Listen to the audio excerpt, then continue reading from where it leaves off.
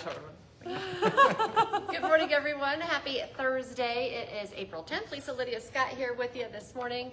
Do we want to admit why we're laughing? Yeah, because we usually use Scott's phone for the Facebook Live. His wasn't working, so we're using mine today. And if you have an iPhone, there's that lock button on the side. If you push it for too long, it goes into like emergency mode, or that's how you can turn it off too. But my phone's sideways, so I couldn't read it fully. It almost called 911. Yeah, we had a Facebook emergency. Yeah, it was like counting down the seconds until it was going to call 911, and I my brain froze, and I could not figure out how to shut it off fast. We did not call 911. We're good, but my hands feel sweaty because that was intense. A little panic there. Oh my goodness. All right, good stuff. Well, thank you so much for joining us. We did make it live. We're usually live right around this time every weekday morning, but it stays on your feed throughout the day. So you can watch it whenever it works best for you, or listen to it as a podcast at inform.com/podcast. Just look for the Inform Minute. All right, today we're talking about a little rain this morning, but otherwise not too bad out there. Right, so there has been just a little bit of light rain through the overnight, still a few sprinkles in the Minnesota side and the Northern Valley this morning. Those last an hour or so more, and then they're out of here. By lunch, they're long gone. Mostly cloudy skies. Wind picking up out of the north today, 10 to 20, gusting maybe 25. Sending in some cooler air to keep us out of the 60s. We were in the 60s yesterday, managed 65 here in Fargo, 67 up in Grand Forks. The wind really got nasty in the afternoon. We tried to go to the playground, and it was like Axel's long hair was blowing in the breeze. Yeah. Anyway, so you will notice a breeze today. It's out of the north this time, so it is sending in cooler air. Highs pretty close to 50. A little cooler on the Minnesota side where the clouds are thicker. You'll see more sun further out to the west. Your temperatures will warm up into the 50s, close to 60. I do think 60 is like Minot, Bismarck area, so that much further to the west. Their clear sky that they see today is on its way to us for tomorrow. Awesome. Oh, it's going to be a beautiful day. Mostly sunny. Wind out of the south 5 to 15. You might feel a little bit of an afternoon breeze, but I would not call it a windy day. Okay. And temperature 60s to near 70.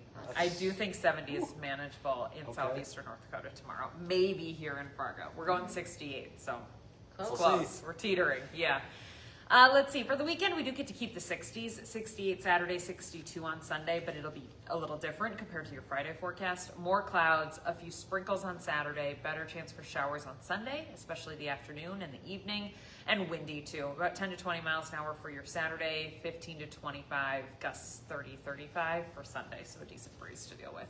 As that system leaves us, we are colder in the early parts of next week. 40s for highs on Monday and Tuesday. The Monday 40s are really the low 40s. We'll probably spend most of the day in the 30s on Monday. It's brief. We're right back up into the 60s. Wednesday, Thursday have us in the upper 50s, close to 60s. We round out next week and head into Easter weekend. Your 10-day forecast will have Easter on it for tonight's shows, and then mine tomorrow morning will have Easter on it for the first time. So we'll look at how that weekend forecast is shaping up. All important for the Easter dress planner, the outfit planner. All right, I think that's all. Thanks, guys. Good. Thanks, Lydia. Looking forward to that nice weather this weekend. Well, we have a breaking news update for you right now. The Barnes County Sheriff's Office in Valley City is looking for a man who has several warrants out for his arrest. We've just learned his name is George Jerome. They shared his picture on Facebook. They tell us he has a history of theft and was recently part of a burglary in the Pillsbury area. If you see him, do not confront him. Instead, you should just call law enforcement right away. New this morning, Jamestown is seeing a spike in break-ins. Both vehicles and buildings are being targeted. So make sure to lock your vehicles and the doors and windows on your house or business. If you see anything suspicious, make sure to report that immediately. A Grand Forks man will spend the next 25 years in prison for a police shootout. The judge noted a lack of remorse when he handed down the sentence. Police were trying to arrest 31-year-old Jeffrey Simpson on a warrant for domestic violence. He was accused of putting a gun to his girlfriend's head and threatening to kill her. Simpson also told people that he had plans to set a record when police came for him. Simpson is also ordered to pay $10,000 in damages that he caused during that shootout. The Polk County Sheriff's Office is working to put together a timeline of what exactly happened during that 100-mile-long chase. It was a high-speed chase from the Canadian border to near Crookston. Court documents show 34-year-old Caleb Kofi had a gun in his hand when an officer shot him in the leg. The officers had multiple requests to Kofi, yelling at him to tell him to drop the gun. He did not. There was also a second gun in the car, apparently. Before all of that, Kofi went around a spike strip on Minnesota Highway 1 near Warren, then sped away at 120 miles an hour. He then drove around 2 more spike strips, went through downtown Crookston at 100 miles an hour before driving eventually into a ditch. So if you have any information about if you saw that or were impacted by it in any way, reach out to the Polk County Sheriff's Office. They'd love to hear from you and get any information that could help them. A North Dakota bill that would have lowered the punishment for using or possessing marijuana has been struck down. Most penalties for possession would have been lowered by 1 criminal class.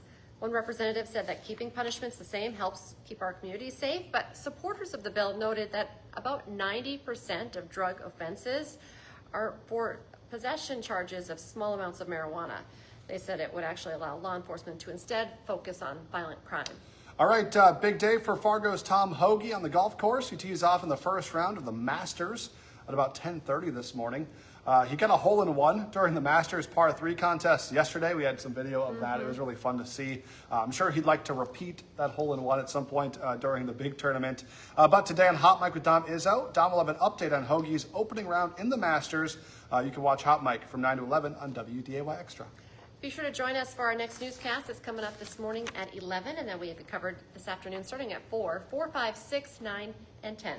First News is back tomorrow morning from 5 to 7 for your Friday edition, so make sure to watch. Have a great day, everyone.